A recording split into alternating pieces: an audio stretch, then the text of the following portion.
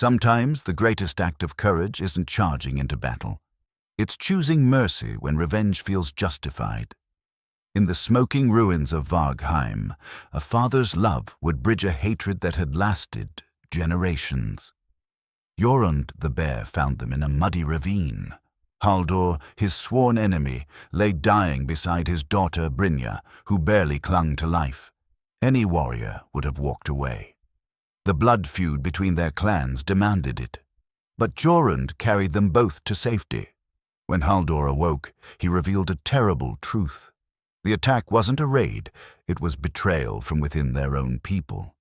Someone close to them had orchestrated the destruction of Vargheim.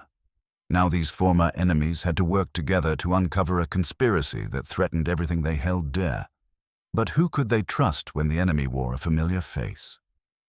Before we jump back in, tell us where you're tuning in from, and if this story touches you, make sure you're subscribed, because tomorrow I've saved something extra special for you. The morning mist clung to the fjord like the breath of sleeping giants, and Jorund the Bear stood at the edge of his homestead, watching the sun pierce through the grey veil. His massive frame cast a long shadow across the frost-covered ground, the bear claw pendant at his throat catching the early light. The leather cord was worn smooth by years of unconscious touching, a habit born of loss and solitude. His home sat apart from the main settlement of Vargheim, perched on a rocky outcrop that commanded a view of both the sea and the inland valleys. It was a place chosen for defense, but also for isolation. Here, among the windswept pines and granite cliffs, Jorund had built a life that asked nothing of others and offered little in return. The longhouse was solid and well-crafted, but sparse, the dwelling of a man who had learned to need very little. Inside, the wounded lay on thick furs before the central fire. Haldor Ironbeard, once the proudest of chieftains, now looked frail against the wolf pelts that covered him. His breathing was steady but labored, each exhale a small victory over the sword wound that had nearly claimed his life. The grey in his beard seemed to have spread overnight, as if the weight of survival had aged him years in mere hours. Beside him, his daughter Brynja stirred fitfully in her sleep. The gash along her ribs had been cleaned and bound with honey and herbs, but the fever still came and went like an unwelcome tide. In unconsciousness, her face held an innocence that her waking hours had learned to guard.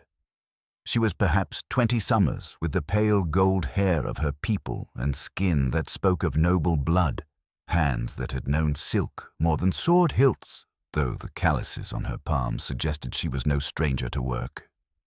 "She's strong, this one," came a gravelly voice from the shadows.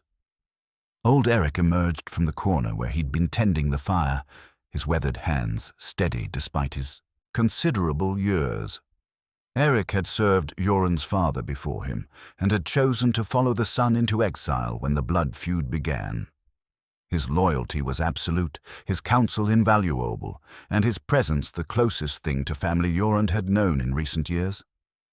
"Aye," Jorund replied, settling into his chair, a massive oak piece carved with scenes of hunting and war.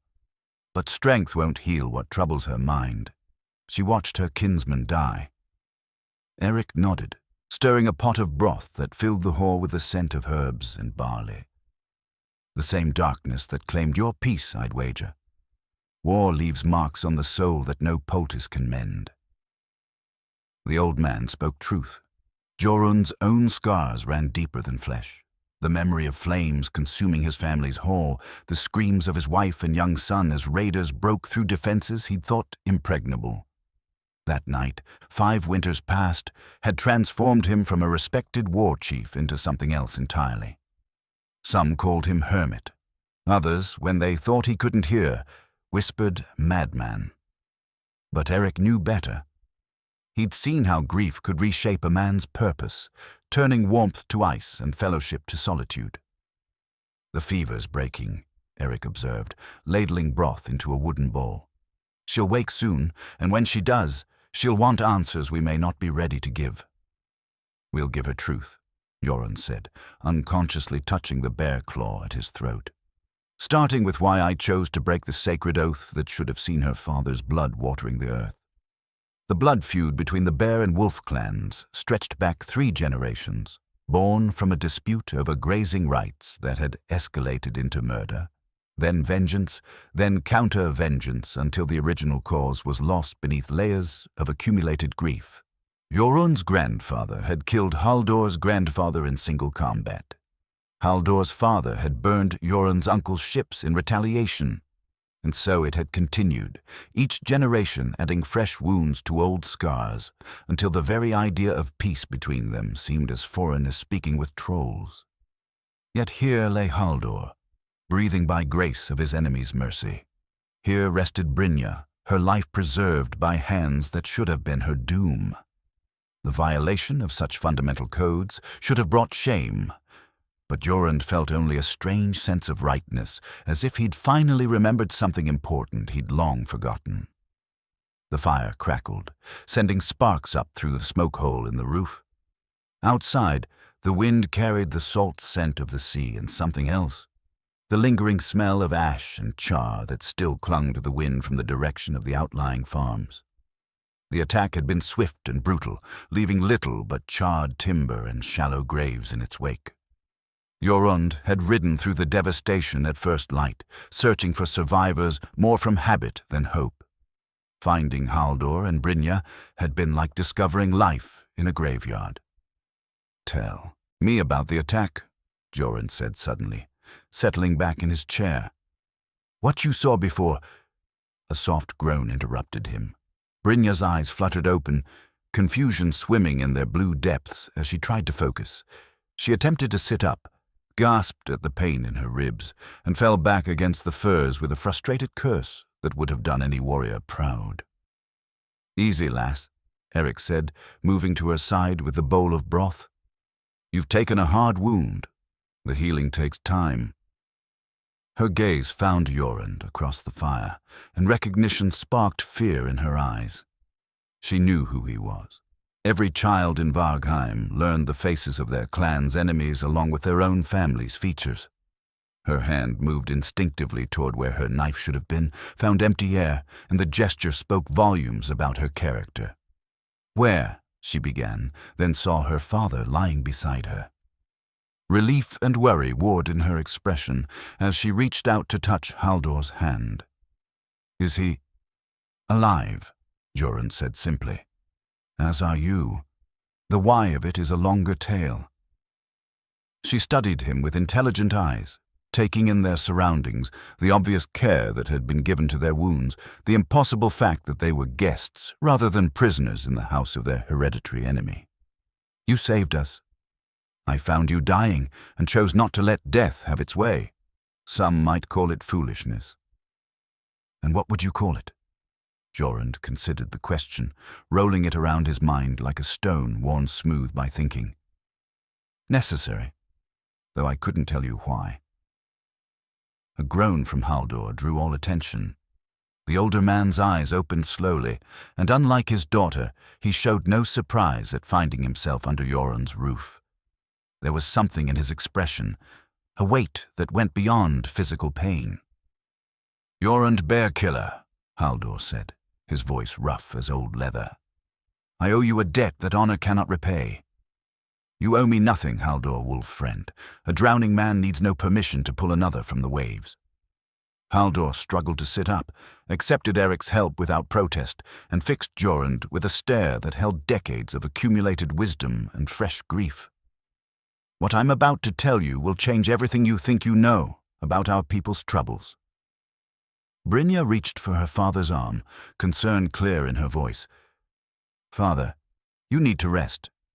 Rest is a luxury we can no longer afford, daughter." Haldor's gaze never left Jorund's face. The attack wasn't random. It wasn't even foreign raiders seeking quick plunder. Someone in Vargheim itself planned this. Someone who knew exactly when and where to strike for maximum damage. The fire popped, sending shadows dancing across the walls like listening spirits. Outside, a raven called, a sound that seemed to carry more meaning than mere bird song in the weighted silence that followed Haldor's words. "How can you be certain?" Jorund asked, though something in his gut already knew the truth of it. Because they burned the sacred grove first, Haldor said, each word falling like a stone into still water. The old oak where our ancestors made their first peace treaty with the land spirits. No foreign raider would know to target that place, let alone understand its significance. But someone raised on our stories, someone who knew our ways, they would understand exactly how much it would hurt us to see it defiled. Brynja's face had gone pale. The grove was protected by ancient law. Even during the worst of the clan feuds, no one ever... Exactly. Haldor's voice carried the weight of a man whose faith in his people had been shattered. This wasn't war, daughter. This was betrayal. Someone we trust, someone with access to our councils and knowledge of our sacred places, has allied themselves with forces that mean to see Vargheim burn. Jorund felt something cold settle in his chest. Not fear exactly, but the recognition of an enemy far more dangerous than any he'd faced in honest battle. An enemy with a familiar face who drank at their tables and shared their hearths while planning their destruction. "Do you have suspicions?" he asked. "Suspicions, yes." "Proof?" Haldor shook his head. "That would require trust between clans that haven't spoken in friendship for 3 generations. The implication hung in the air like smoke from the fire. To uncover this betrayal would require cooperation between traditional enemies, the very thing their blood feud had made impossible. It would require men like Jorund and Haldor to set aside decades of inherited hatred and work toward a common purpose. "The sacred laws are clear about hospitality," Jorund said slowly. "You're under my protection while you heal, but after that, the old ways would see us return to being enemies," Haldor finished. "Unless we choose a different path." Eric, who had been listening from his place by the fire, spoke up with the careful tone of a man offering wisdom to his betters. "In my grandfather's time, before the feuds took root, the clans faced a similar threat. Raiders from across the Eastern Sea, backed by traders who sold information for silver. The response was the Iron Binding, a temporary alliance that set aside all feuds until the greater threat was ended. The Iron Binding hasn't been invoked in 60 years, Brynja said, but her voice carried interest rather than dismissal. "Because there's been no threat great enough to justify it," Eric replied. "But if someone truly means to destroy Vargheim from within, using our own feuds as weapons against us, then perhaps it's time for old enemies to become new allies," Jorund finished, surprising himself with the words. A few days ago, such a thought would have been not just impossible, but offensive. Now, with 2 lives saved and a greater threat revealed, it felt like simple common sense. Haldor nodded slowly, respect growing in his eyes. "You're not the man the stories painted. Jorund Bear Killer. Stories have a way of becoming more important than the men they're told about," Jorund replied. "Perhaps it's time for new stories." Outside, the morning mist was finally burning away, revealing a clear sky and a world that looked the same, but felt fundamentally changed. In this simple longhouse, perched between sea and stone, old enemies had begun the delicate work of becoming something else. Not friends, perhaps, not yet, but no longer foes. The bear claw pendant at Jorund's throat seemed to catch the light differently now, less like a burden and more like a promise of strength to come. The burned rune stone arrived with the next dawn, carried by a boy whose hands shook as he delivered it. The lad couldn't have been more than 12 summers, all knobby knees and wide eyes, but he bore the sacred messenger's arm ring that granted him safe passage between any settlements in Vargheim. "Found this in the ashes of Grimhold's steading," the boy said, placing the blackened stone before Jorund's door. "The Jarl says all clan leaders should see it." Jorund turned the stone over in his massive hands, his expression growing darker with each symbol he traced. The runes were ancient, carved in the old tongue that few could read anymore. But these weren't just any markings. They were clan boundary stones, sacred markers that had defined tribal lands for generations beyond memory. "Eric," he called, and the old man appeared as if he'd been waiting. One look at the stone sent a grimace across Eric's weathered features. "That's not possible," Eric breathed. "Those stones were hidden during the first settlement. Only the clan elders knew their locations." Inside the long house, Haldor had managed to sit up against the wooden wall, his color improved, but his eyes still holding the hollow look of a man who'd seen too much death. Brynja knelt beside him, carefully rewrapping his wounds with fresh linen. She looked up as the men entered, immediately sensing the tension. "What is it?" she asked. Jorund set the stone down where all could see it. "A message from our enemies, and proof that Haldor spoke true." The rune stone bore 3 distinct clan markers, wolf, bear, and raven, carved in a triangle that represented the ancient pact of mutual defense. Below them, burned into the stone by intense heat, was a 4th symbol, the twisted serpent that marked places cursed by blood betrayal. Haldor's face went ashen. They found the threefold stone, but that was buried beneath the great oak in the sacred grove itself. "The same grove they burned first," Brynja said quietly. "They weren't just destroying our holy places, Father. They were searching for something specific." Eric ran his fingers along the burned markings, his expression thoughtful. In the old days, clan boundary stones like this held more than just territorial claims. They were repositories, hiding places for information too dangerous to trust to. Memory alone. "What kind of information?" Jorund asked. "Trade routes, alliance agreements, weaknesses and defenses." Eric's voice grew grave. "Everything an enemy would need to know to destroy us from within." The implications settled over them like a winter fog. Someone had known exactly where to look for the most sensitive secrets of their people. Someone had guided foreign hands to treasures that should have remained hidden until the end of days. "How many people knew about the stone's location?" Jorund asked. Haldor thought carefully before answering.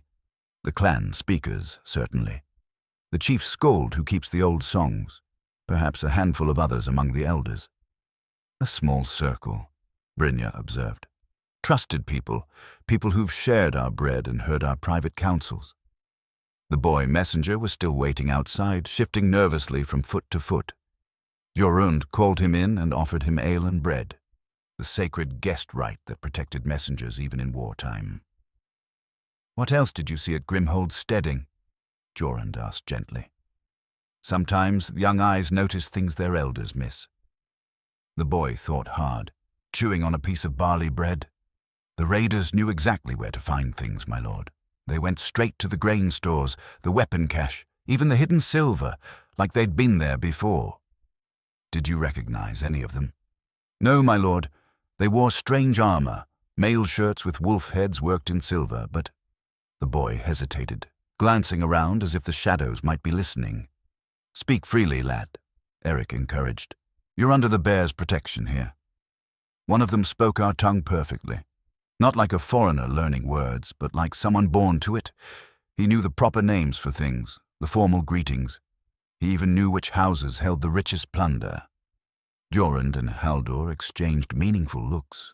Foreign raiders might learn enough of their language for basic commands, but the kind of fluency the boy described spoke of intimate familiarity with their customs and people. "This messenger deserves reward for his bravery," Jorund declared, offering the boy a silver arm ring, "and protection for his journey home. Eric, see him safely to the main road." After they'd gone, silence stretched between the 3 remaining figures. Finally, Brynja spoke the words they were all thinking. "One of our own people planned this. Someone we know, someone we trust." Her voice carried a pain that went beyond her physical wounds. "How do we fight an enemy who shares our table?" "The same way our ancestors fought the serpent cult generations ago," Haldor said, strength returning to his voice. "By setting aside smaller quarrels to face the greater threat." Jorund stood and walked to his weapon rack, where his father's sword hung alongside his own. Both blades showed the wear of many battles, but neither had been used in anger for years. The iron binding, he said quietly. You mentioned it before, Eric. Tell me how it worked. When Eric returned, he found them bent over the stone table, tracing clan territories on a piece of bark with charcoal. The old man settled beside the fire and began to speak in the formal cadence of one reciting ancient law. The iron binding was forged in desperate times, when the very survival of our people hung by a thread. It required 3 elements: a threat that menaced all clans equally, evidence of betrayal that transcended normal feuds, and champions willing to swear the blood oath of temporary alliance. How temporary? Brynja asked. Until the threat was ended, completely and finally. The oath was binding unto death. No clan could withdraw once the pact was sealed. But it also meant that all prior feuds were set aside. Blood debts, territorial disputes, even matters of honor, all suspended until the greater enemy was defeated. Jorund tested the weight of his sword, feeling the familiar balance of steel and leather. And if some clans refused to join, then they were considered enemies of all who had bound themselves to the pact. The iron binding transformed the political landscape. Suddenly, neutrality became betrayal, and old enemies became closer than blood kin. It's dangerous, Haldor observed. Such alliances have a way of outlasting their original purpose. Power shared in desperation is seldom returned willingly when the crisis ends. True, Jorund agreed. But what choice do we have? Our enemy knows our secrets, commands foreign gold, and strikes from shadows we cannot pierce alone. If we fight as separate clans, we'll be defeated in detail, one by one, Brynja finished, like grain cut by the scythe. Eric nodded approvingly. The lass has a warrior's mind. She sees the shape of the battle to come. Then we're agreed? Jorund asked, looking between father and daughter. You'll stand with me in calling for the iron binding? Haldor struggled to his feet, using Brynja's arm for support. Despite his wounds, he carried himself with the dignity of a chief, making a formal pronouncement. Jorund Bear Killer, I swear by the sacred stone and the memory of our ancestors, the wolf clan will stand with the bear against this shadow threat. Let our children's children judge whether we chose wisdom or folly. Brynja stepped forward as well, her young face grave with the weight of the moment. And I swear by my mother's grave and my honor as a wolf daughter, I'll carry this alliance in my heart until the threat is ended or death takes me. Jorund drew his seax and pricked his palm, letting blood drop onto the burned rune stone. Then let it begin. By iron and oath, by blood and honor, I bind myself to this cause. May the gods witness what we begin here. One by one, they each let their blood mingle with his on the ancient stone, sealing an alliance that would have been impossible just days before. The burned runes seemed to glow in the firelight as if the old gods themselves were watching from their distant halls. Outside, storm clouds were gathering over the fjord, and the wind carried the promise of change. For better or worse, the age of isolated clan warfare was ending. What would rise to take its place remained to be written in blood and courage. The war horn's mournful call echoed across the fjord at sunset, but this was no summons to battle. Eric's ancient horn, carved from the tusk of a sea beast his grandfather had slain, carried a different message entirely. 3 long blasts followed by 2 short ones, the old signal that meant council of peace in the formal tongue their ancestors had used for such weighty matters. Jorund stood on his highest watchtower, watching for the response signals that would tell him whether their desperate gamble had any hope of success. The wind carried the salt tang of the sea and something else, the scent of uncertainty that seemed to hang over Vargheim like morning fog. There, Brynja said, pointing toward the eastern valleys. A distant horn answered with the same pattern, then another from the north. The Raven clan acknowledges, and the elk. But not the wolves' main settlement, Haldor observed, his face troubled. My own people may not trust this alliance, even with my word behind it. Eric lowered the horn, his weathered hands steady despite his years. Change comes slowly to some, quickly to others. We plant seeds today that may not flower until tomorrow's dawn. In the 3 days since their blood oath, Jorund's isolated homestead had become a hive of careful activity. They'd sent trusted messengers to every major settlement in Vargheim, but the responses had been mixed. Some clans saw the wisdom in setting aside old grievances to face a common threat. Others viewed the alliance between bear and wolf with deep suspicion, wondering what secret bargain had been struck between traditional enemies. "The problem is trust," Brynja said, settling carefully beside her father. Her wounds were healing well, but sudden movements still brought sharp reminders of how close she'd come to death. People understand feuds. They've lived with them for generations, but cooperation between enemies, that's foreign territory. "Which is why we need proof they can't ignore," Jorund replied. "Evidence so clear that even the most suspicious Jarl will see the necessity of unity." They'd been working methodically through what they knew, treating the investigation like a military campaign. Haldor's knowledge of court politics provided one angle of attack, while Jorund's understanding of tactical thinking offered another. Brynja surprised them all by revealing a sharp mind for the kinds of details that men often overlooked, who had access to what information, which servants moved between households, the subtle web of relationships that bound their society together. "The raiders knew about the grain stores," Jorund said, returning to facts they'd established.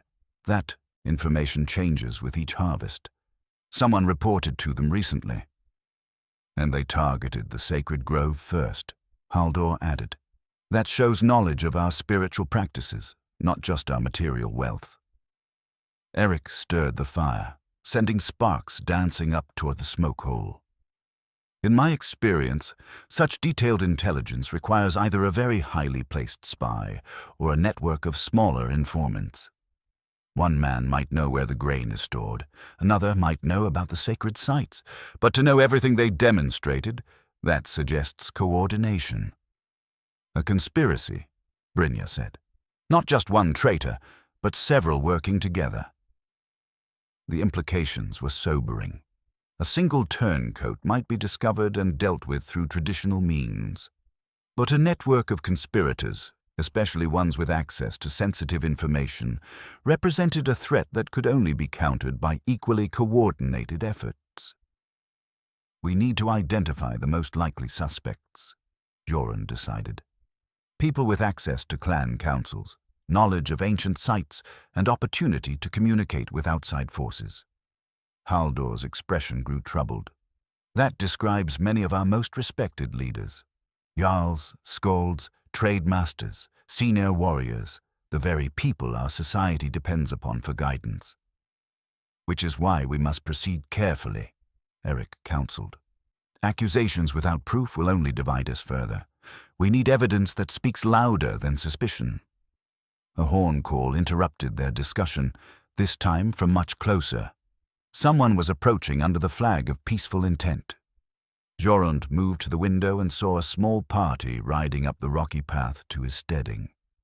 At their head rode a woman whose bearing marked her as nobility, flanked by warriors whose weapons stayed sheathed despite the gravity of their mission. "Sigrid the Wise," Haldor breathed, recognition clear in his voice. "If she's come personally, the matter has grown beyond our small beginning." Jorund knew the name, though he'd never met the woman herself. Sigrid Ironhand had earned her epithet through decades of settling disputes between clans, her judgments respected even by those who disagreed with her conclusions. She served no single jarl, but rather acted as a traveling arbiter, carrying the ancient authority of the law speakers who had guided their people since the first settlements. They received her in the main hall with all the ceremony due her rank. She was perhaps 50 winters old, her grey-streaked hair bound in the complex braids that marked her status as a keeper of the ancient ways. Her eyes were sharp as winter ice, taking in every detail of the unusual gathering before her. "Jorund Bearkiller," she said formally. "Haldor Wolf-friend. I come bearing questions that demand answers." "You're welcome in my hall, Law Speaker." Jorund replied, offering her the guest cup with the proper words. Ask freely and receive truth in return. Sigrid accepted the ale but didn't drink immediately, a sign that her visit was more than mere courtesy. Word has spread of an alliance between bear and wolf. Some call it wisdom, others name it treachery disguised. I would hear from your own lips how enemies became brothers. Haldor gestured toward the burned rune stone, which held place of honor on the central table. The answer lies there, law speaker. Evidence of betrayal that makes our old feuds seem like children's squabbles. Sigrid examined the stone carefully, her expression growing more grave with each symbol she traced. When she looked up, her eyes held the weight of understanding. This is genuine. I can read the old marks as clearly as if they were carved yesterday. Then you understand why we've invoked the iron binding, Brynja said. This threat reaches beyond clan boundaries. I understand the necessity, Sigrid agreed, but understanding and achieving are different matters entirely. Half the Jarls in Vargheim view this alliance with suspicion. They wonder what price the wolf clan paid for bear protection, or what secret bargain drives such sudden friendship. Eric spoke up from his place by the fire. Perhaps they would be more convinced by action than words. Proof that this alliance serves all clans, not just two. What kind of proof? Sigrid asked. Jorund had been thinking about this problem for days. A joint investigation, wolf and bear working together to uncover the conspiracy, with findings shared openly with all clans. Let our enemies see that cooperation brings strength, while our allies see that we seek truth rather than advantage. Dangerous work, Sigrid observed. If your suspicions prove correct, the conspirators will know you're hunting them. They'll take steps to protect themselves. All the more reason to move quickly and work together, Haldor said. Alone, each clan is vulnerable to the kind of detailed intelligence our enemies have demonstrated. Together, we might be able to turn their knowledge against them. Sigrid drained her cup and set it down with a decisive click. I'll carry word of your proposal to the other law speakers. If they agree, we'll call a formal moot, a gathering where all clans can hear the evidence and decide whether to join the iron binding. And if they refuse? Brynja asked. The law speaker's smile held more steel than warmth. Then we'll know who stands with the shadows and who serves the light. Either way, the uncertainty ends. As night fell over Vargheim, the first moves in a deadly game had been made. The horn's call had been answered, alliances were forming, but the enemy still moved unseen among them. Tomorrow would bring new challenges, new tests of the fragile trust between old enemies. But tonight, for the first time in years, Jorund felt the stirring of something he'd thought lost forever. Hope that the future might hold more than endless cycles of revenge and sorrow. The silver arm ring caught the firelight as Brynja turned it slowly between her fingers, studying the intricate knotwork that marked it as an ancient peace treaty token. Her grandmother had worn it during the last formal alliance between clans, when raiders from across the eastern sea had threatened all of Vargheim's settlements. Now, 3 generations later, history seemed determined to repeat itself. The tribute records show irregularities going back almost 2 seasons, she said, spreading parchments across the oak table. Grain shipments arriving light, silver payments that don't match the agreed amounts, trade goods of inferior quality passed off as premium stock. Jorund leaned over the documents, his massive frame casting shadows across the careful script. Reading had never come easily to him. His education had focused more on sword work than scroll work, but Brynja's patient explanations were helping him see patterns he'd missed before. Someone's been skimming, he concluded. Taking enough to matter, but not enough to cause immediate alarm. More than skimming, Haldor corrected from his place by the fire. His color had improved dramatically over the past few days, though he still tired easily. This looks like systematic preparation, someone building resources for a larger purpose. Eric entered, carrying bowls of stew, the rich smell of mutton and barley filling the hall. Preparation requires planning, he observed, setting food before each of them. and planning requires knowledge of what resources would be needed. They ate in companionable silence, the fire crackling and the wind whistling through the eaves. Outside, snow had begun to fall, the first of the season, dusting the world in white that made everything look clean and new. But inside the longhouse, they were dealing with corruption that ran deep as old roots. "I've been thinking about the timing," Brynja said, breaking the quiet. The tribute irregularities began just after the harvest festival, when all the clan representatives gathered for the seasonal accounting. "Who attended that gathering?" Jorund asked. Haldor counted on his fingers. "The usual suspects. Jarl Thorvald Ironfist, representing the eastern settlements. Grimvar Crowsong for the mountain clans. Astrid Shipbuilder from the coastal holds. Myself for the wolf territories, obviously, and perhaps a dozen others of lesser rank but significant influence. All people with detailed knowledge of our resources and defenses," Eric noted. "Any one of them could have provided the information our enemies needed." Brynja picked up a different scroll, this one bearing the seal of the trade masters. "But look at this. Requests for information about iron production, timber reserves, even the breeding records of our war horses. These came from outside Vargheim, addressed to our merchants through intermediaries." "Foreign interest in our military capabilities," Jorund said grimly. "That's not trade inquiry. That's intelligence gathering."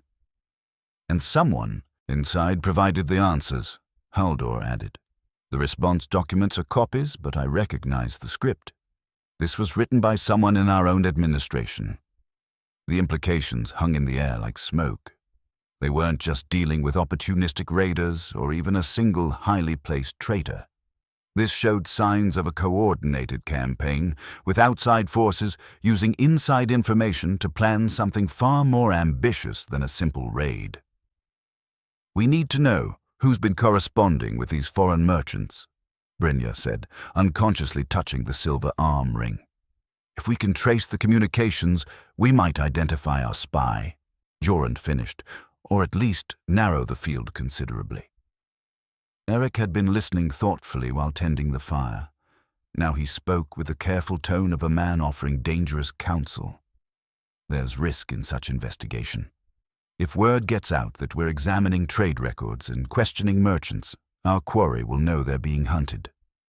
"All the more reason to be clever about it," Haldor said, strength returning to his voice as his wounds continued to heal. "Brynja has connections in the trading community through her mother's family.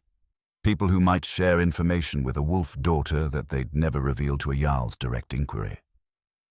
Jorund studied the young woman across the table, noting the intelligence that sparked in her blue eyes. She'd already proven herself capable of reading political currents and interpreting complex documents.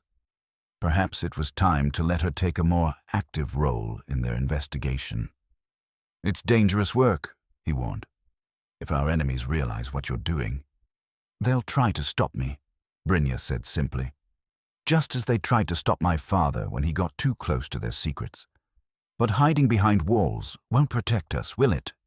The only safety lies in exposing them before they can complete whatever they're planning."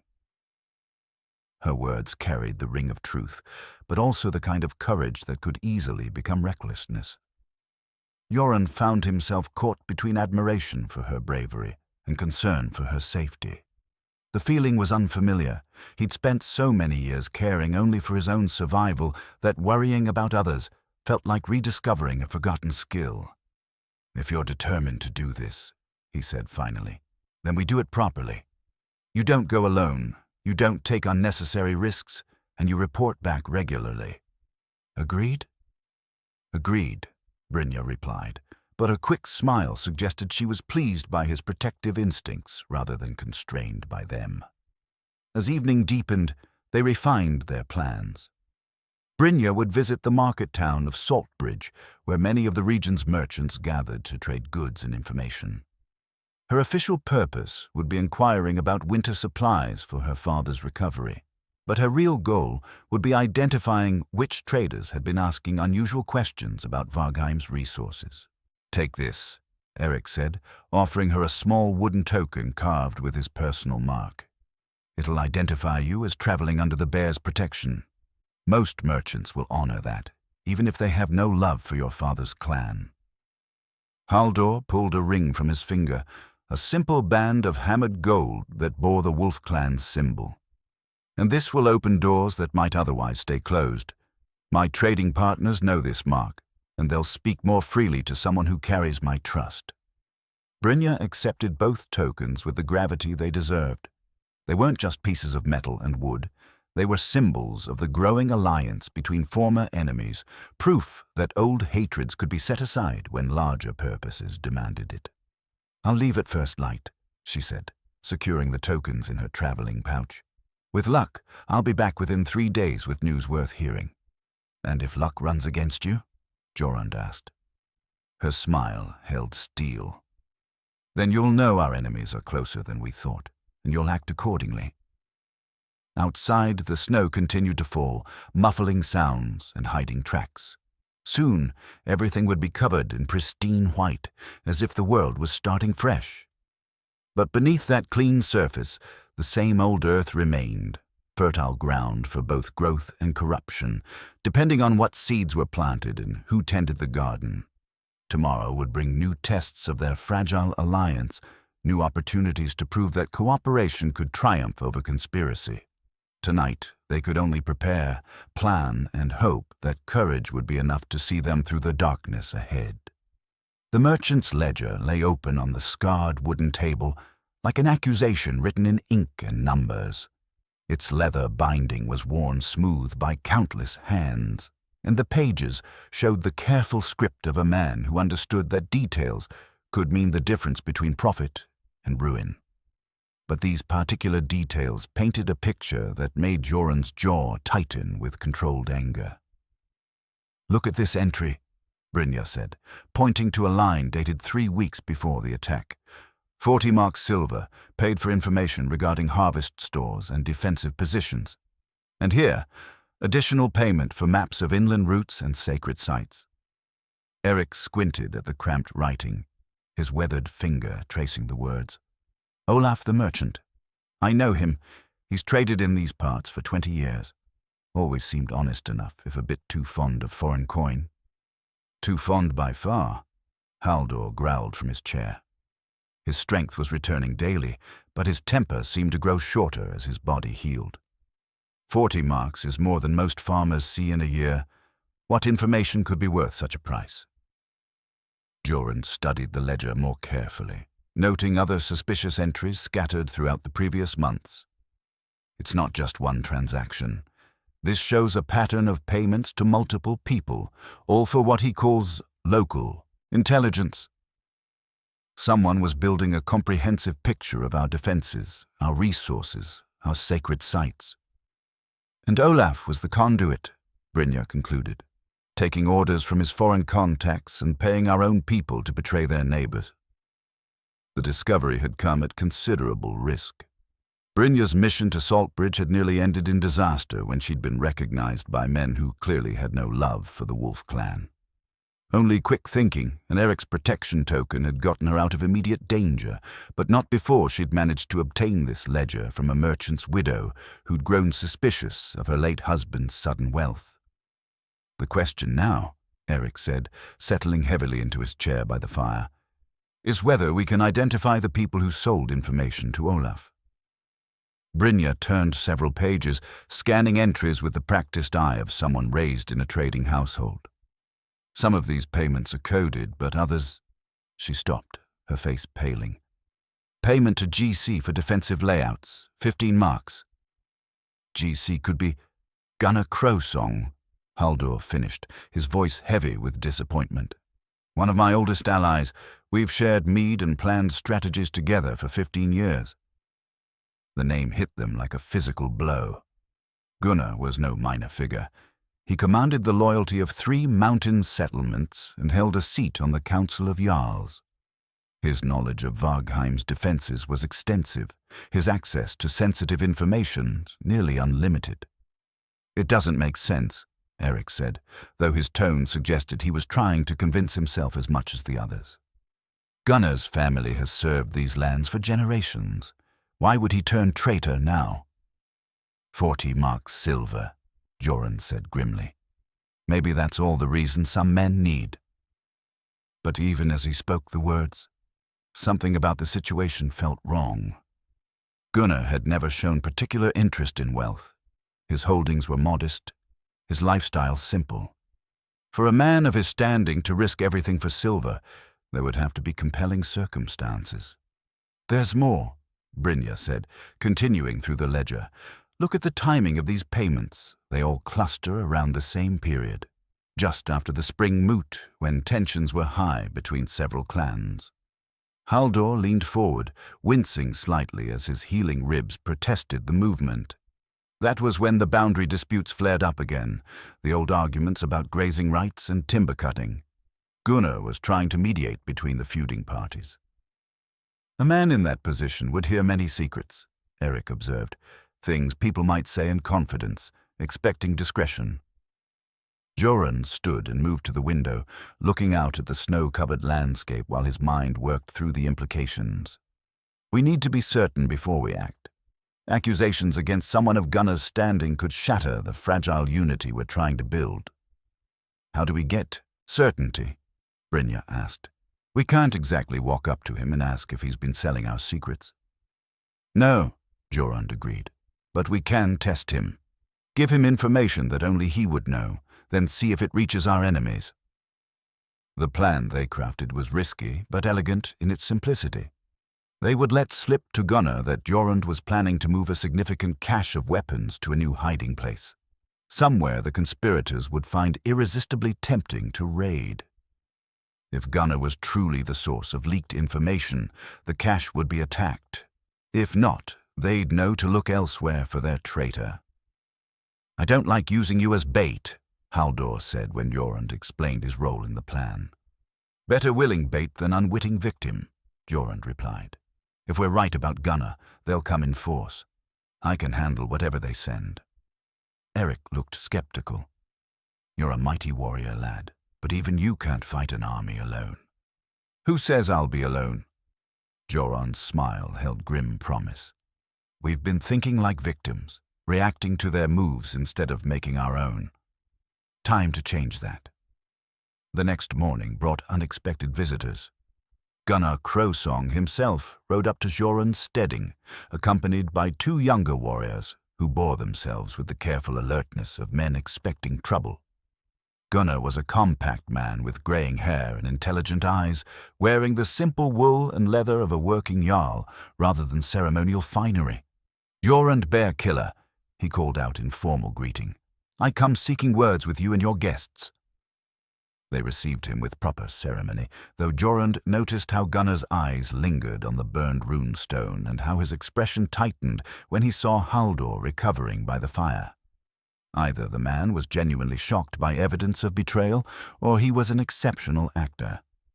Strange times bring strange alliances, Gunnar said, accepting the offered ale. I'll admit I never expected to see Wolf and Bear breaking bread in peace. Desperate times call for wisdom over tradition, Haldor replied carefully. When enemies of all clans threaten our people, old feuds become luxuries we can't afford. Gunnar nodded thoughtfully.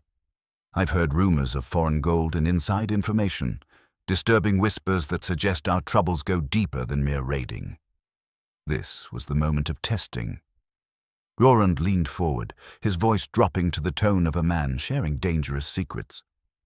More than whispers, I'm afraid. We've uncovered evidence of systematic betrayal. Someone with access to clan councils has been selling information to our enemies. What kind of information? Gunnar asked, and his interest seemed genuine. Defensive positions, resource locations, even the timing of our patrols, Jorund replied. They knew exactly when and where to strike for maximum damage. That's why I'm moving my weapons cache tomorrow, Jorund continued, watching Gunnar's face carefully. Can't risk leaving them in the old hiding place if our enemies have detailed intelligence about our preparations. Gunnar's expression remained steady, but Jorund caught a flicker of something. Surprise, perhaps, or calculation. It passed too quickly to interpret with certainty. The visit concluded with formal courtesies and promises of future cooperation, but as Gunnar's party rode away, Jorund felt the weight of uncertainty pressing down like gathering storm clouds. Tomorrow would bring answers, one way or another. The only question was whether those answers would come in the form of vindication or violence. The wolf banner hung motionless in the still air of the abandoned mill, its silver threads catching what little moonlight filtered through the broken roof. But this wasn't the proud standard of Haldor's clan. The weave was wrong, the proportions subtly different, and the eyes of the wolf held a malevolent gleam that no honest banner maker would have crafted. Brynja crouched in the shadows beside the mill wheel, her heart hammering as voices carried clearly through the night air. She'd followed the suspicious meeting through pure luck, spotting torches moving toward the old structure while returning from her evening patrol of the approaches to Jorund's steading. "The bear suspects something," a familiar voice was saying. "His questions are becoming too pointed, his alliances too convenient."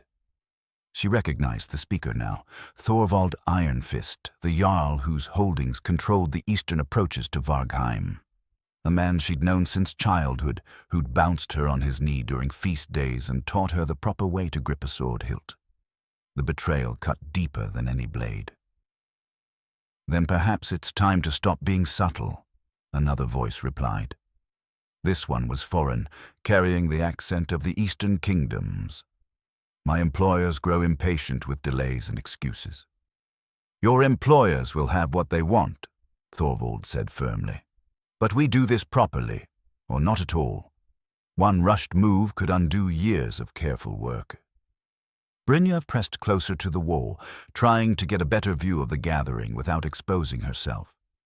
Through gaps in the weathered wood, she could see perhaps a dozen figures clustered around a central table.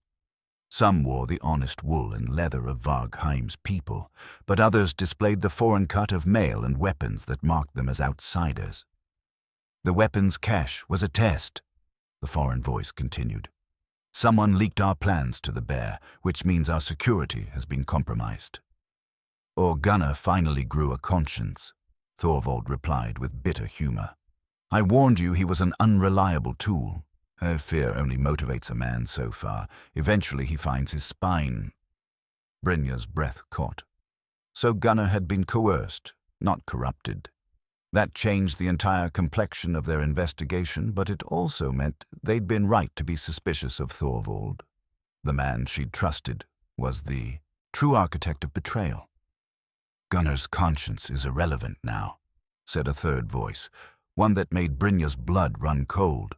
Astrid Shipbuilder, the woman who'd helped raise Brynja after her mother's death, who taught her to read the old runes and navigate by the stars. "He's outlived his usefulness, and his knowledge makes him dangerous."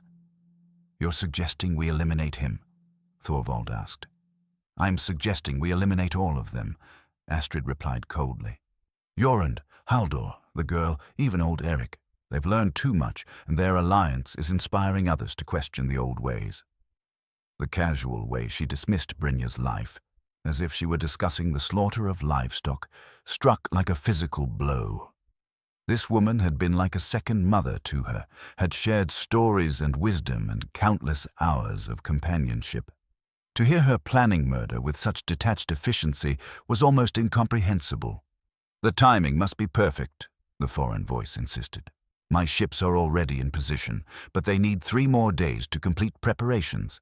Can you guarantee their silence until then?" "Leave that to us," Thorvald said. "We've managed this long without discovery.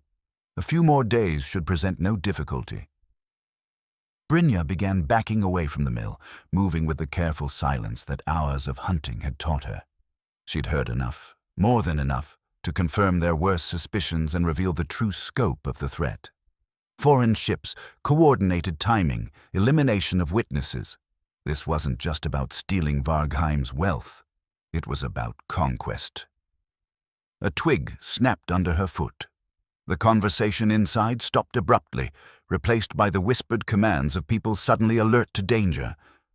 Brynja abandoned stealth for speed, sprinting through the darkness toward the trees that bordered the mill's clearing. "There! Someone's watching," Shouts erupted behind her as torches flared to life. She could hear pursuit crashing through the undergrowth, but she had the advantage of familiarity with the terrain.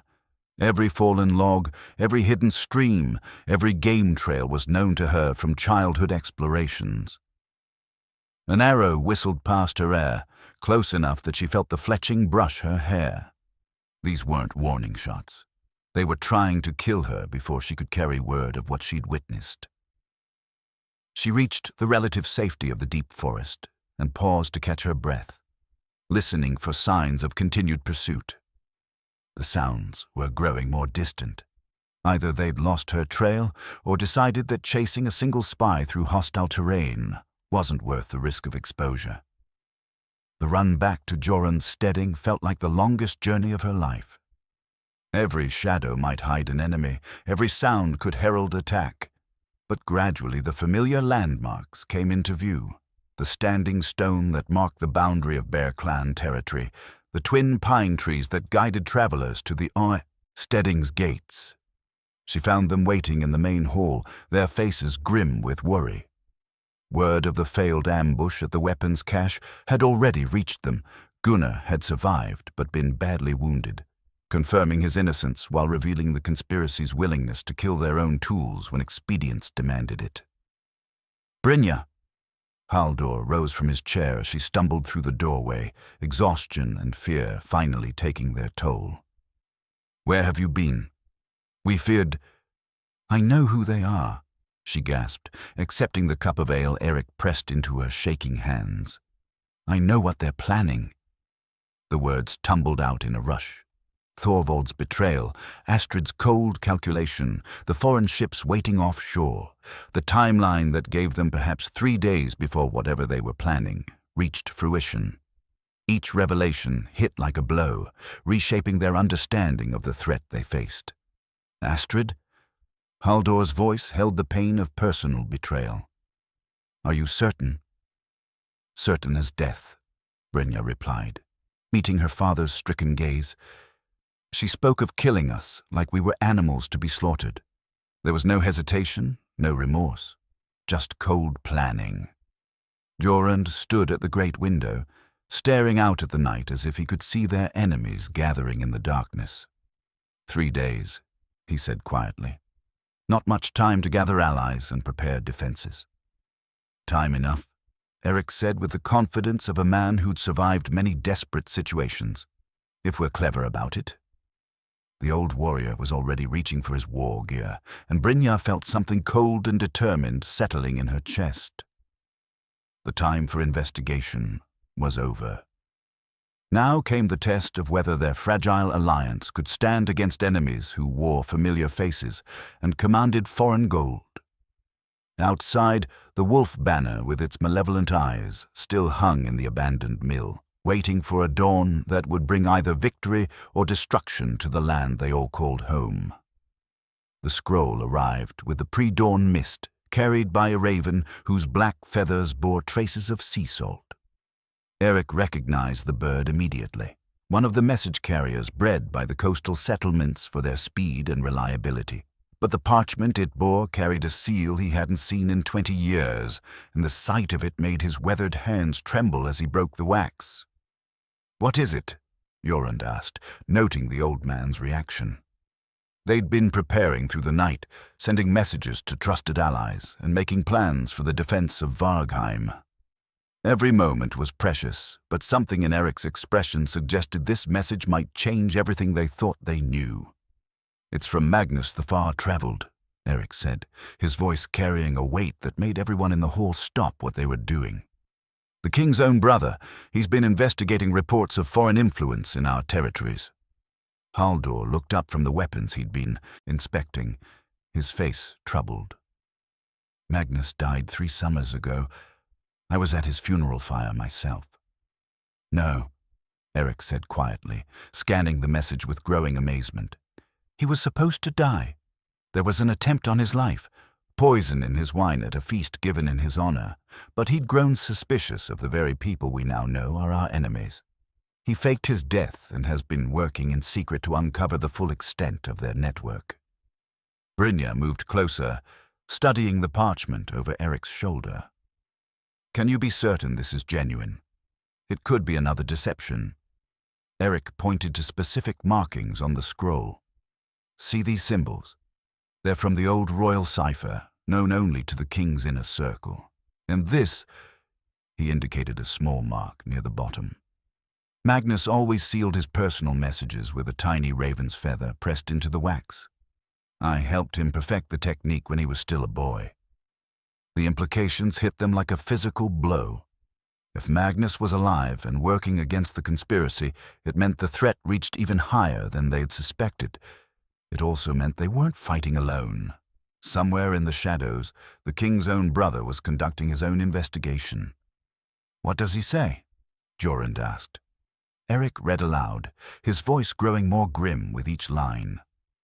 "The corruption runs deeper than you know. Thorvald is not the true leader. He answers to someone within the royal court itself. The foreign ships you've discovered are only part of a larger fleet. The real target isn't Vargheim's wealth. It's the king himself." The silence that followed was heavy with shock.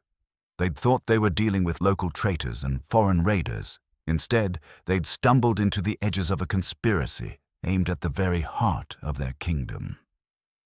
"A coup," Haldor breathed. "They're planning to overthrow the king." "More than that," Eric continued reading.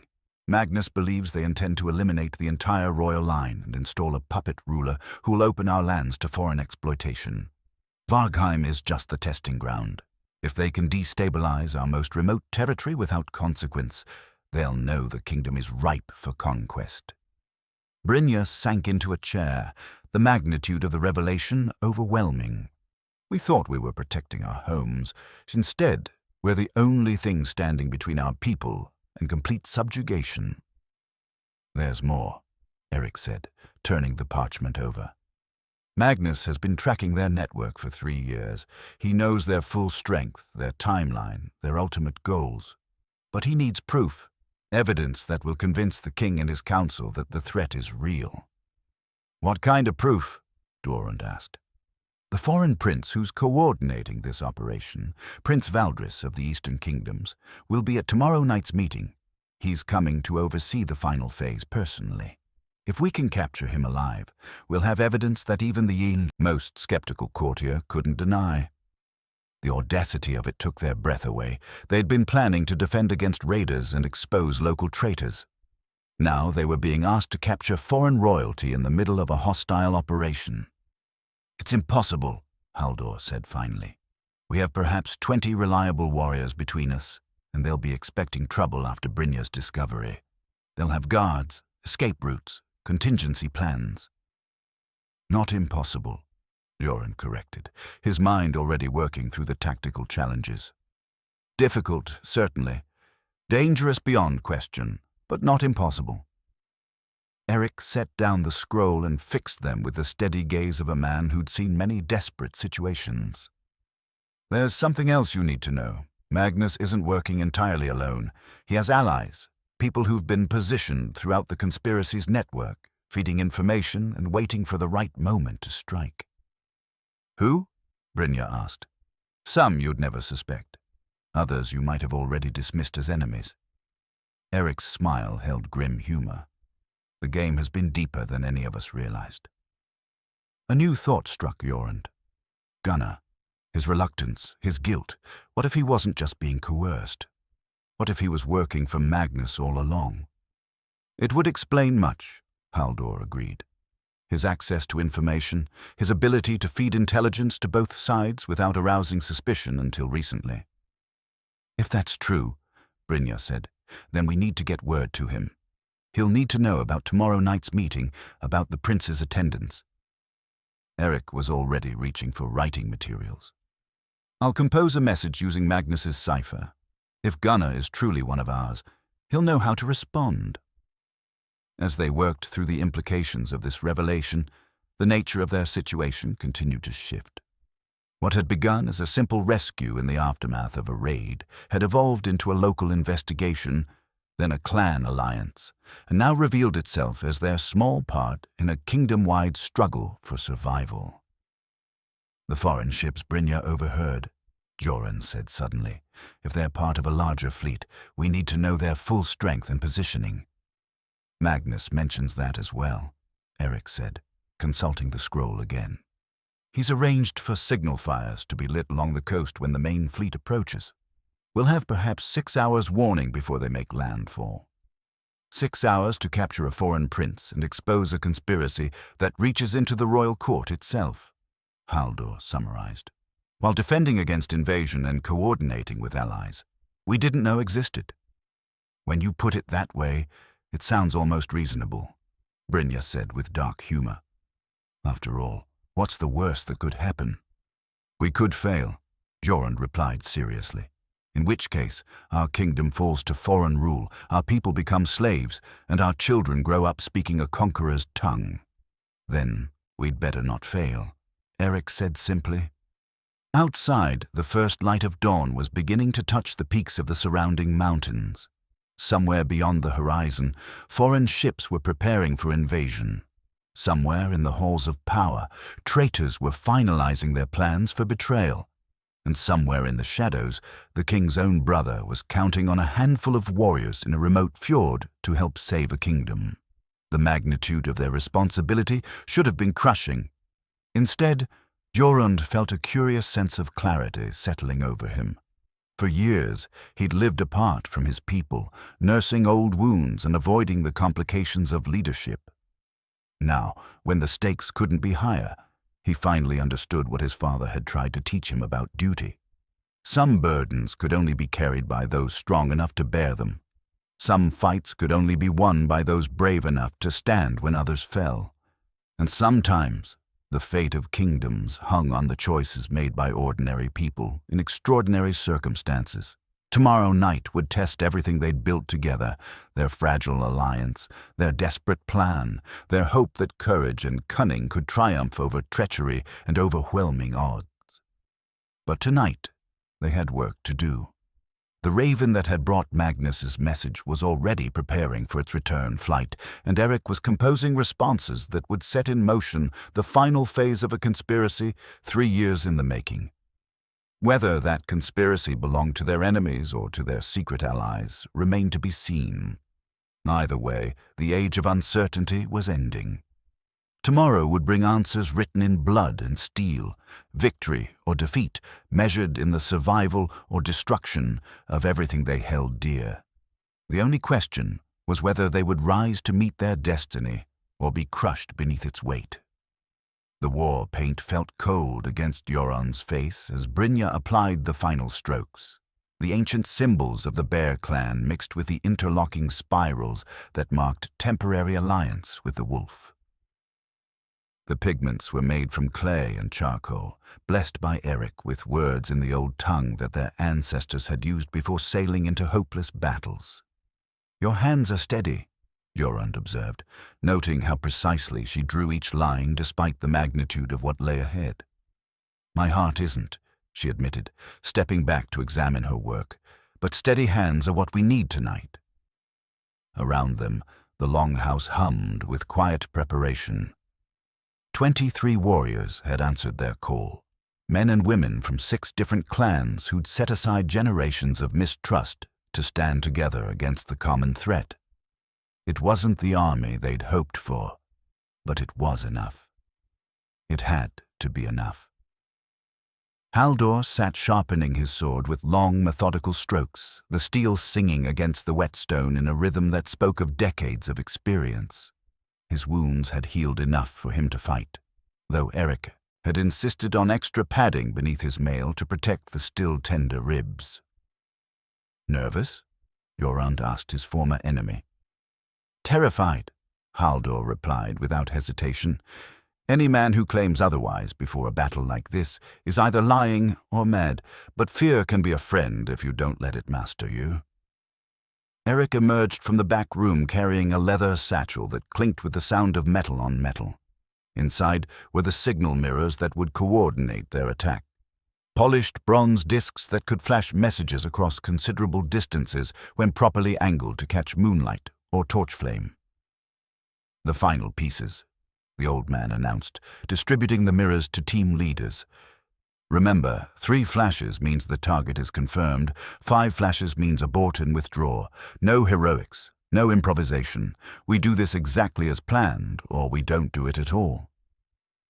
The plan was elegant in its complexity, born from necessity and refined through hours of debate.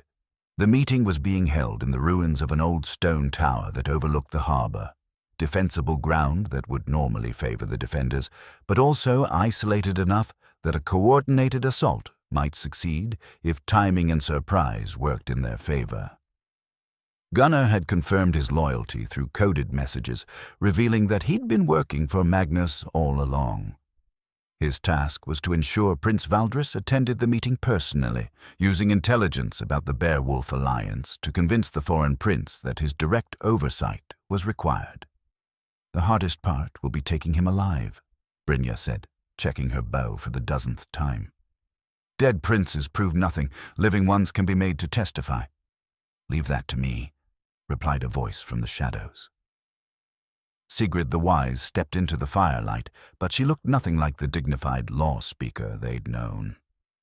Instead of formal robes, she wore dark leather and carried weapons with the easy familiarity of someone long accustomed to violence. "You're coming with us?" Haldor asked, surprise clear in his voice. "I've been coming with you from the beginning," Sigrid replied with a smile that held more steel than warmth. "Did you think Magnus relied on chance alone to bring his scattered pieces together? Someone had to guide the bear and wolf toward alliance." Another revelation in a night already full of surprises. Jorund felt the world shifting around him once again, pieces falling into patterns he hadn't suspected. "How long have you been working for the prince?" 3 years, ever since he first suspected that foreign gold was corrupting our leaders. My travels between clans gave me perfect cover for gathering intelligence and positioning assets where they'd be most useful. Eric chuckled, shaking his head in amazement. "No wonder you arrived so conveniently when we needed guidance about the iron binding. You weren't responding to our call, you were engineering it." "Guilty as charged," Sigrid admitted. "Though I'll point out that you all chose your actions freely. I merely created opportunities for wisdom to prevail over stubbornness." The complexity of the conspiracy, both the enemies and their own sides, was staggering. Jorund wondered how many other supposedly chance encounters had been carefully orchestrated. How many apparent coincidences had been deliberate moves in a game whose true scope he was only now beginning to grasp. "Does it matter now?" Brynja asked, voicing the question they were all thinking. "We are who we are, we know what we know, and we have work to do." She was right, of course. The philosophical implications of manipulation and counter-manipulation could be debated later if they lived to see another dawn. Tonight required action, not analysis. A horn call echoed across the water, the signal that scout ships had been spotted approaching the harbor. The enemy fleet was moving into position, which meant Prince Valdris would soon arrive for the meeting that was supposed to coordinate the final phase of invasion. "Time to move," Jorund announced, reaching for his weapons. The sword was his father's blade, reforged and balanced to his own specifications. The sayax at his belt bore his personal mark, earned through years of honest combat. The shield on his arm showed fresh paint, the bear and wolf symbols intertwined, a new banner for a new kind of warfare. They left the longhouse in small groups, taking different paths toward the rendezvous point. Jorund found himself walking beside Brynja through the dark forest, their feet finding purchase on paths they'd learned in childhood. Above them, stars wheeled in patterns that had guided their ancestors across unknown seas to find this land. "Do you ever wonder what your father would think?" she asked quietly. "About the alliance, the choices you've made?" Jorund considered the question as they navigated around a fallen tree. "I think he'd be proud. Not of the fighting, any fool can swing a sword, but of the wisdom to see beyond old hatreds when the stakes demanded it. My mother used to say that the greatest courage wasn't facing death in battle, but facing life after everything you believed had proven wrong." Brynja's voice carried the weight of recent revelations. I never understood what she meant until now. They reached the ridge that overlooked the harbor in time to see the foreign ships dropping anchor in the deeper water. Even in moonlight, their alien design was evident, longer and lower than the honest vessels of Vargheim's fishermen, built for speed and stealth rather than the honest work of hauling nets and cargo. Below them, torches began appearing around the old tower. The enemy was arriving for their fateful meeting, confident in their security and unaware that they'd walked into a trap 3 years in the making. Jorund raised his signal mirror, angling it to catch the moon's reflection. 3 quick flashes sent the message racing across the darkness to hidden watchers positioned around the tower. One by one, answering flashes confirmed that all teams were in position. "Whatever happens," he said to Brynja, "remember that we fight for more than ourselves tonight. We fight for children not yet born, for the right of our people to remain free." "I'll remember," she promised, knocking an arrow to her bowstring, "and I'll make sure you survive to tell the story." The attack would begin when the tower's main door closed behind the last arrival, sealing the conspirators inside their stone prison. Magnus had chosen the timing carefully, late enough in the meeting that important information would have been shared, early enough that escape plans wouldn't yet be fully implemented. Jorund counted heads through his spyglass as figures moved in and out of the torchlight below. Thorvald was there, his bulk unmistakable even at distance. Astrid moved with the confident grace of someone who believed herself safe among allies. And there, stepping from a boat that had just reached the shore, a tall figure in foreign dress who could only be Prince Valdris himself. The pieces were falling into place. In moments, they would discover whether months of planning and years of patient infiltration had positioned them for victory, or whether they were about to become the latest casualties in a war they'd never fully understood.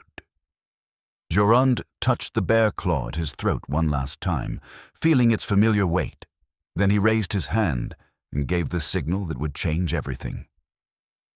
23 warriors began moving through the darkness, carrying the hopes and fears of an entire kingdom on their shoulders. The final test had begun.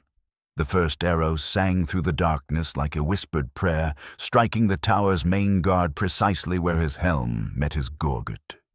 The man dropped without a sound, his torch clattering against the stone as 23 shadows erupted from the surrounding night. Jorund led the main assault, his massive frame breaking through the tower's side entrance with the force of an avalanche. His father's sword caught the torchlight as it carved through the first defender, the blade singing its ancient song of steel meeting steel. Behind him came Haldor, moving with the deadly precision of a warrior who'd learned that survival meant never wasting motion. "Alive!" Jorund roared as his warriors surged into the tower's main chamber. "The prince must be taken alive!"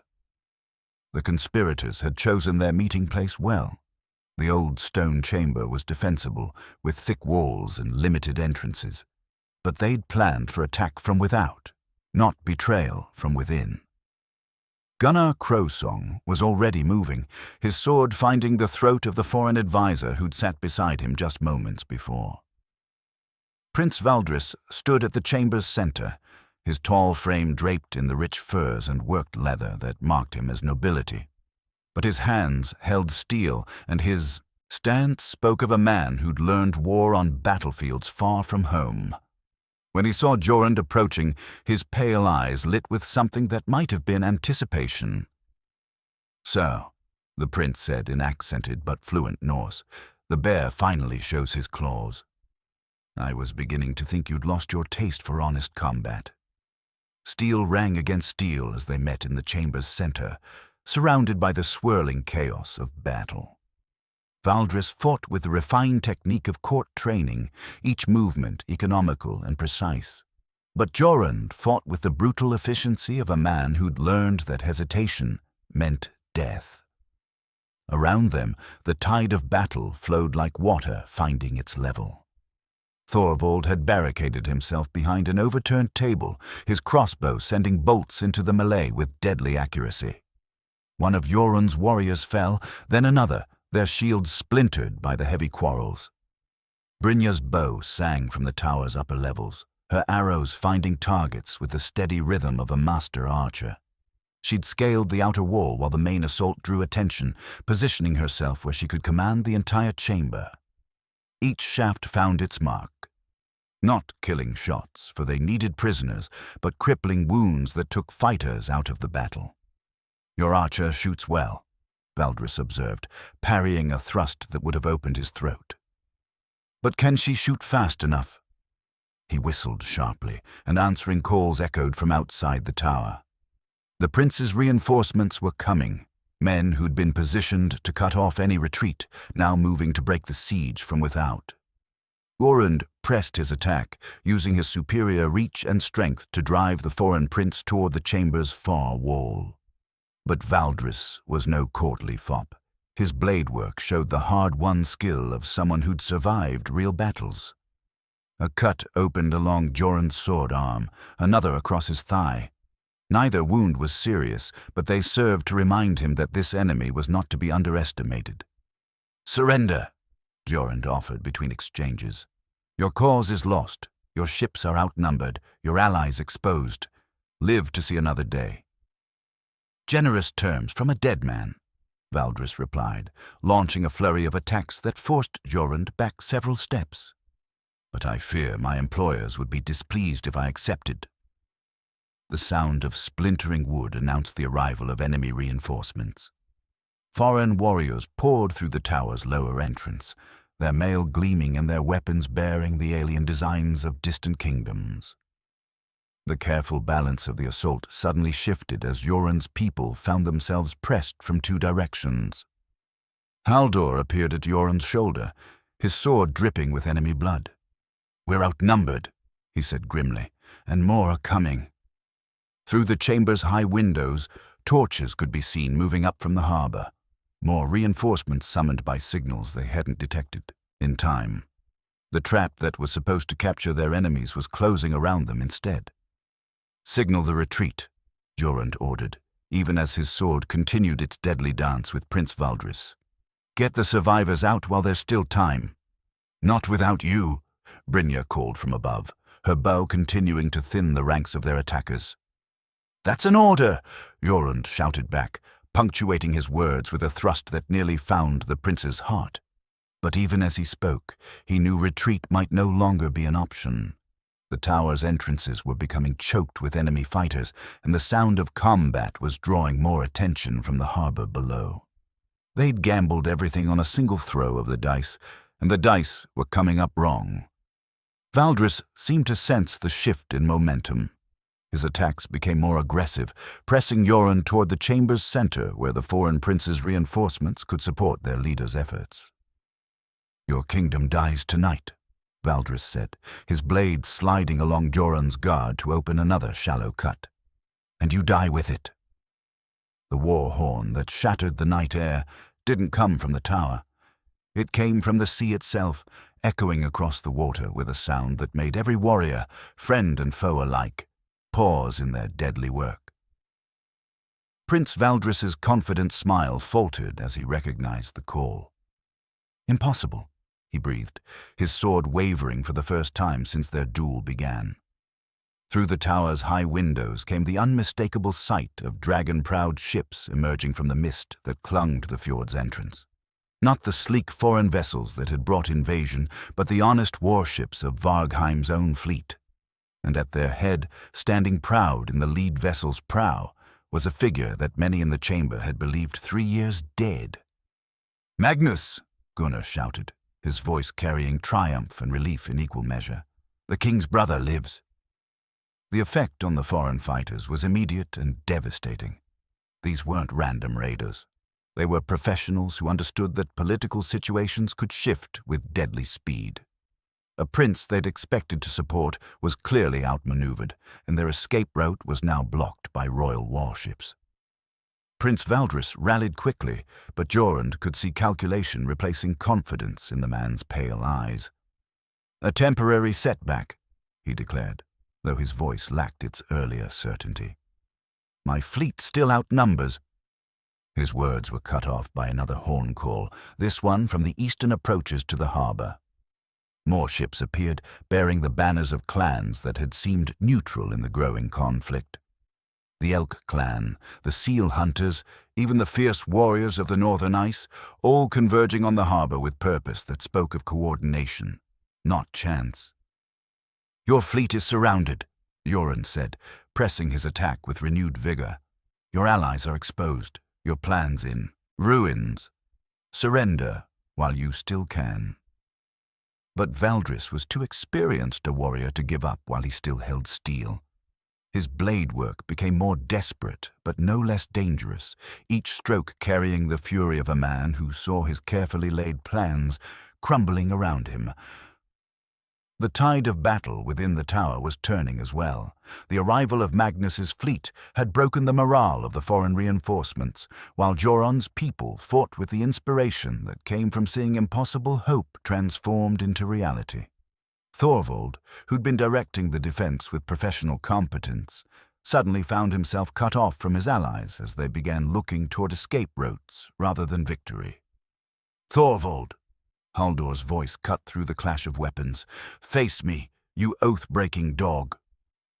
The two jarls met in combat that carried the weight of personal betrayal. These were men who'd shared counsel, broken bread together, planned for their people's welfare side by side. But Thorvald's sword held no hesitation as he engaged his former friend.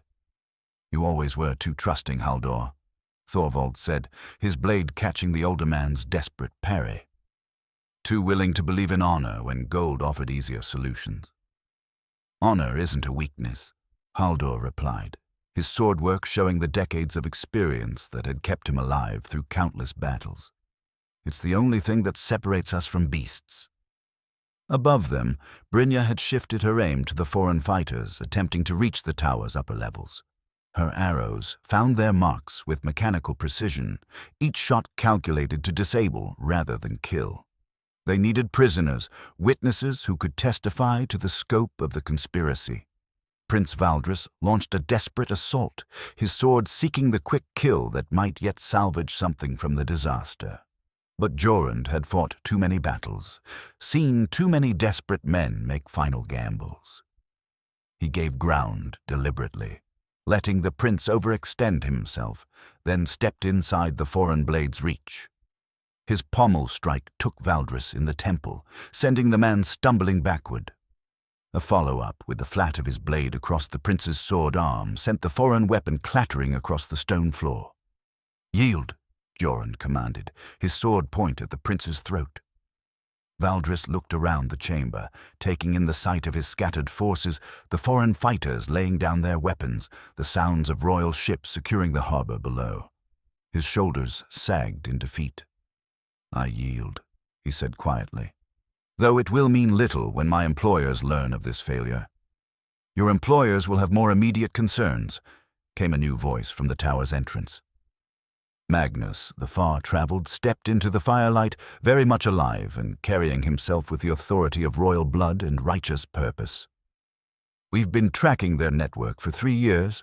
Tonight's raid will net us conspirators in 7 kingdoms. The prince's face went pale as he understood the true scope of his defeat. This wasn't just a local setback. It was the collapse of a vast conspiracy that had taken years to construct. Around the chamber, the last pockets of resistance were surrendering. Astrid knelt with her hands bound, her earlier confidence replaced by the bitter knowledge of complete failure. Foreign fighters threw down their weapons, hoping for mercy from victors who had every right to show none. The battle was won, but as Magnus's grim expression suggested, the real work was just beginning. 6 months later, Jorund stood once again at the edge of his homestead, watching the morning mist rise from the fjord. But the view had changed in ways both subtle and profound. Where once only his own longhouse had stood in proud isolation, now a small settlement clustered around the rocky outcrop. The alliance that had begun in desperate necessity had grown into something more permanent, a new way of living that honored old traditions while embracing fresh possibilities. The bear claw pendant still hung at his throat, but its weight felt different now. No longer a burden of solitude and grief, It had become a symbol of strength shared rather than hoarded, of leadership earned through service rather than demanded through fear. "The ships are ready for their return journey," Brynja said, joining him at the cliff's edge. She wore the silver arm ring that had become the symbol of the renewed peace treaties, its ancient knotwork catching the early sunlight. Prince Valdris seems almost relieved to be going home to face his king's justice rather than staying to face ours. The trials had taken 3 months, with law speakers from across the kingdom gathering to hear evidence and pass judgment on the conspiracy that had nearly toppled the realm. Valdris had proven surprisingly cooperative once he understood the scope of his defeat, providing detailed testimony about foreign manipulation and domestic corruption that reached into the highest levels of multiple kingdoms. "Justice served is justice earned," Jorund replied, unconsciously echoing words his father had spoken years before, "though I wonder sometimes if we truly understand what we've set in motion." The iron binding had not dissolved with the end of the immediate threat. Instead, it had evolved into something unprecedented, a permanent alliance between clans that maintained their individual identities while sharing resources, knowledge, and mutual defense. Trade flowed more freely. Disputes were settled through negotiation rather than violence. The old cycle of blood feuds had been replaced by something that resembled actual peace.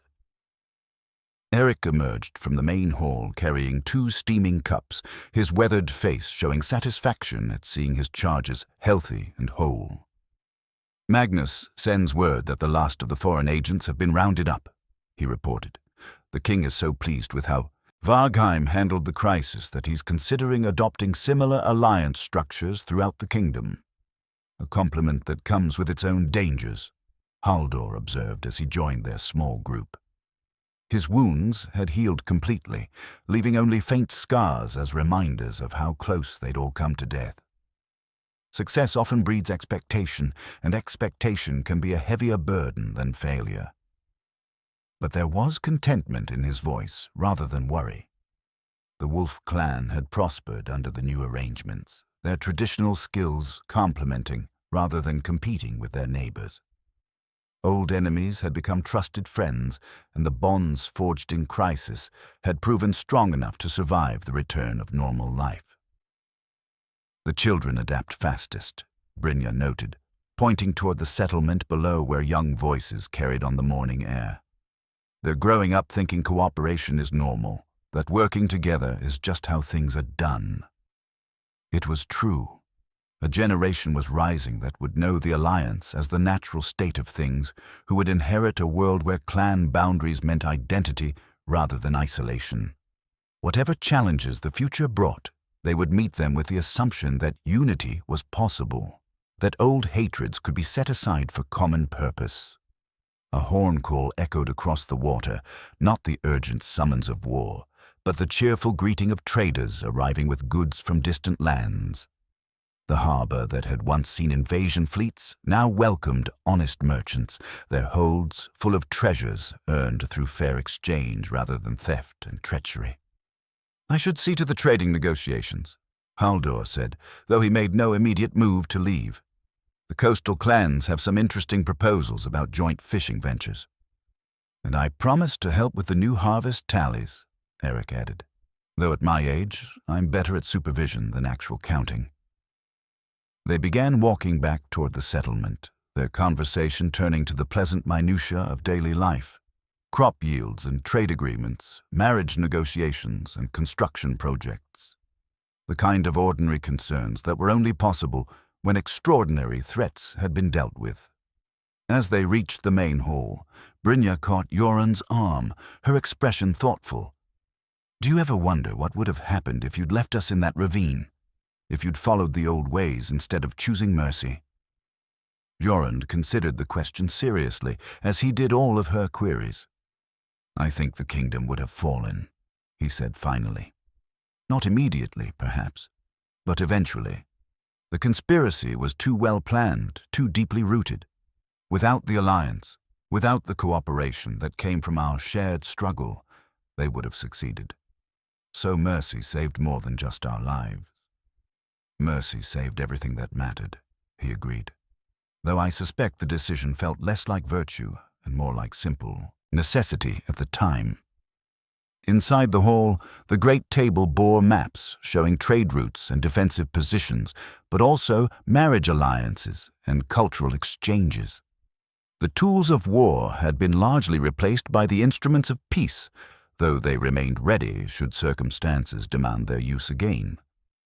The burned rune stone still held place of honor at the table's center, but now it was surrounded by new stones, markers of alliance and cooperation, symbols of a future being built on the ashes of an old world's limitations. As evening settled over Vargheim, torches were lit and stories began, as they had for countless generations. But these stories spoke of unlikely friendships and impossible victories, of mercy triumphing over vengeance and wisdom overcoming tradition. They were new tales for a new age, carrying lessons that would guide the children growing up in the settlement toward even greater achievements.